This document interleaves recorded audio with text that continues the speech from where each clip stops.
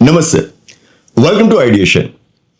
पिछले वीडियो में हमने इस मुद्दे पर बात की थी कि एनसीईआरटी की 7th स्टैंडर्ड की नई किताब में जाति के लिए जिस तरह के शब्द इस्तेमाल किए गए हैं वो ठीक नहीं है। पहले तो वहां पर वर्ण जाति व्यवस्था को परोक्ष रूप से सही ठहराने की गलत कोशिश की गई है।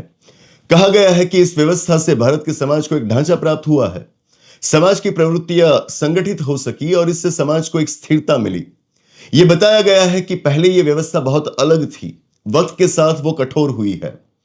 मतलब कि वो पहले फ्लेक्सिबल थी, बाद में रिजिड हुई, खास तो अंग्रेजों के शासन के दौरान वो रिजिड हुई। मैं इन सब बातों को नहीं मानता हूं। वर्ण जाति व्यवस्था के बारे में हर कोई अपनी अपनी थियरी पेश करता है, लेकिन जिस व्यवस्था ने हमें पहले से इतना बांट कर रखा हुआ है उसके लिए हम बाहर वालों को कैसे दोष दे सकते हैं। मैं मानता हूं कि बच्चों को अगर इस व्यवस्था के बारे में बताना ही है तो इसकी सच्चाई के बारे में हमें बात करनी होगी।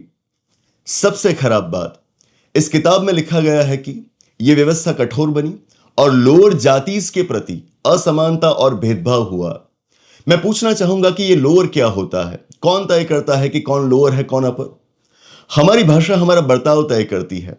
हम क्यों चाहते हैं कि बच्चे किसी जाति को नीची माने? पहले तो हमारी कोशिश ये होनी चाहिए कि हम बच्चों को वर्ण जाति व्यवस्था से दूर रखें, इस व्यवस्था की निरर्थकता को समझाएं। मुझे पूरा भरोसा है कि कोई भी बच्चा इस व्यवस्था का समर्थन नहीं ही करेगा। किताबों की भाषा बच्चों की भाषा बनेगी। अगर किताबों में ही किसी जाति को ऊंची किसी को नीची बताया होगा तो बच्चे वही सीखेंगे। इसीलिए हमने पिछले वीडियो में कहा था कि किताब के शब्द होने चाहिए तथाकथित नीची जातियां, तथाकथित ऊंची जातियां। मैं जानता हूं कि आमतौर पर लोग, शायद आप भी, गलत भाषा का प्रयोग करते होंगे। इसी को तो बदलना है। आपसे आग्रह है कि बेहतर कल के लिए हम अपनी भाषा को बदलें। बच्चे ये भाषा नहीं सीखने चाहिए, इसीलिए हमने एक अभियान की शुरुआत की है। हमने एनसीईआरटी को पत्र लिखा है। इस पत्र में हमने एनसीईआरटी से अनुरोध किया है कि वो शब्दों को बदले। हमारे साथ गुजरात से कई लोग जुड़े हैं और उन सभी ने एनसीईआरटी को ईमेल किए हैं, पत्र लिखे हैं।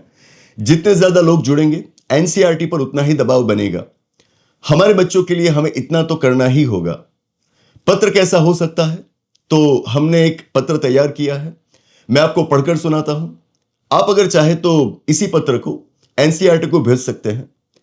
हम यहां एनसीईआरटी का ईमेल एड्रेस और ऑफिस का पता जोड़ रहे हैं। आप वहीं पर ईमेल करें, खत भेजें।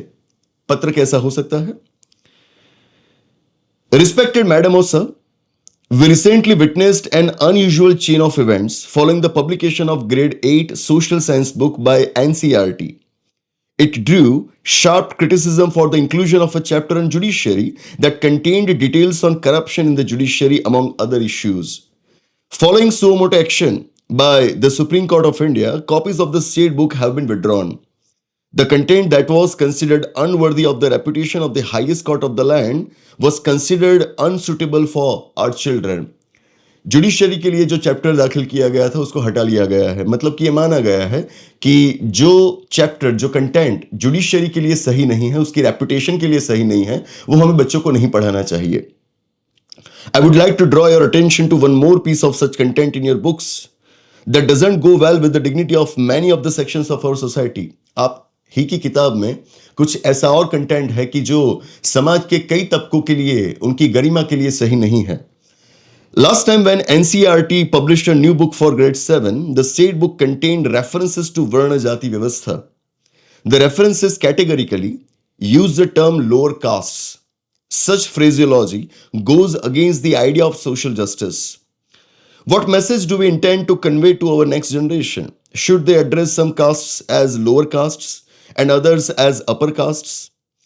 Upper and lower castes are the notions created by divisive forces of the society. समाज को बांटने वाले जो forces हैं, उनके द्वारा इन terms का इस्तेमाल किया जाता है। We must not use the language used by them.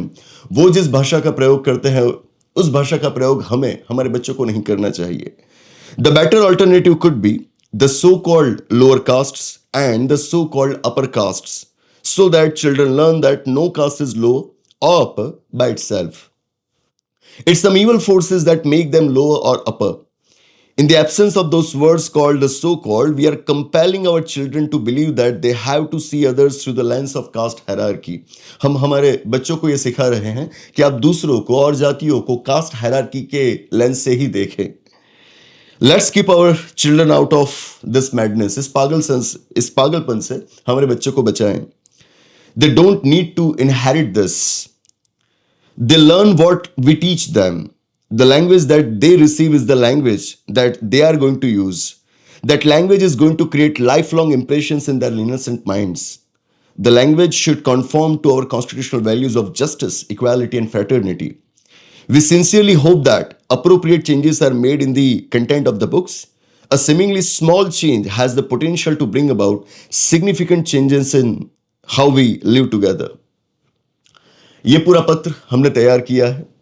Description box में इसकी एक कॉपी हम जोड़ देंगे और साथ ही एनसीईआरटी का जो ईमेल एड्रेस है और उनका जो ऑफिशियल एड्रेस है वो भी वहां पर लिखा होगा. मैं आपसे अनुरोध करूंगा कि बहुत बड़ी तादाद में आप लोग भी एनसीईआरटी को खत लिखें, ईमेल करें कि जिससे एनसीईआरटी मजबूर हो जाए अपने इस किताब के कंटेंट को बदलने के लिए.